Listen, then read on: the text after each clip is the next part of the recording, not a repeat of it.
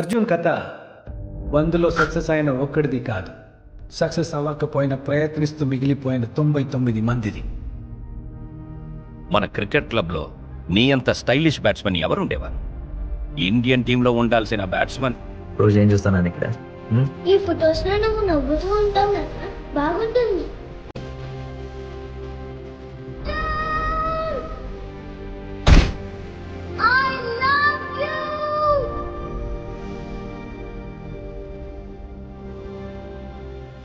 నువ్వు సెలెక్ట్ అయినట్టు పేపర్లో వచ్చా కూడా ప్రింట్ మిస్టేక్ ఉంటున్నా చూడు. క్రికెట్ మన ఎంత అనుకున్నా సార్. నాన్న జెర్సీ ఎప్పుడు కొంటావు? నాన్న, నేను ఆల్రెడీ నా ఫ్రెండ్స్ అందరికీ వాళ్ళు చెప్పేశాను నువ్వు నాకు బర్త్డేకి జెర్సీ కొంటున్నావని.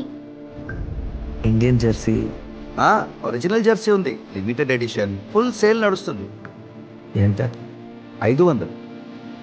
అసలు మళ్ళీ ఉద్యోగం చేసే ఉద్దేశం ఉందా లేదా? క్లబ్లో అసిస్టెంట్ కోచ్ పొజిషన్ వేకెంట్ ఉంది.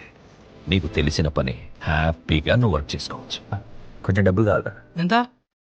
500. ఆయన ఇప్పుడు అంత అర్జెంట్గా డబ్బులు ఎందుకు నీకు? రేపు నాని గడ్ బర్త్డే. వాడు నన్ను ఎప్పుడు ఏం అడగలేదు సార్.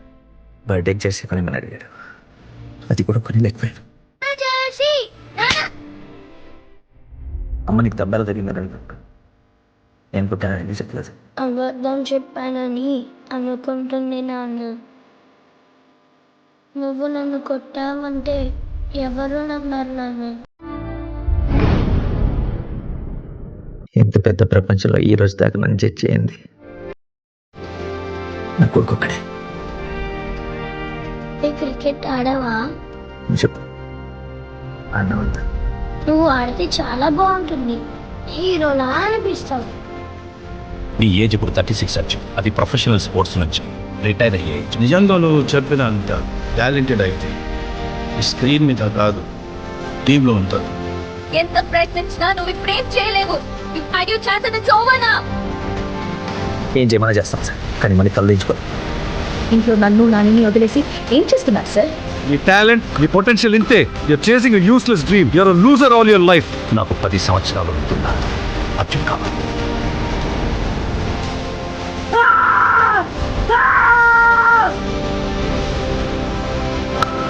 నా కెరియర్లో నేను చూసిన బెస్ట్ క్రికెటర్ వినుండే. దట్ ఇంక్లూడ్స్ ప్రెసెంట్ ఇండియన్ వ్యక్తి.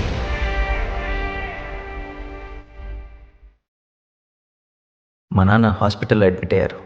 2 days తర్వాత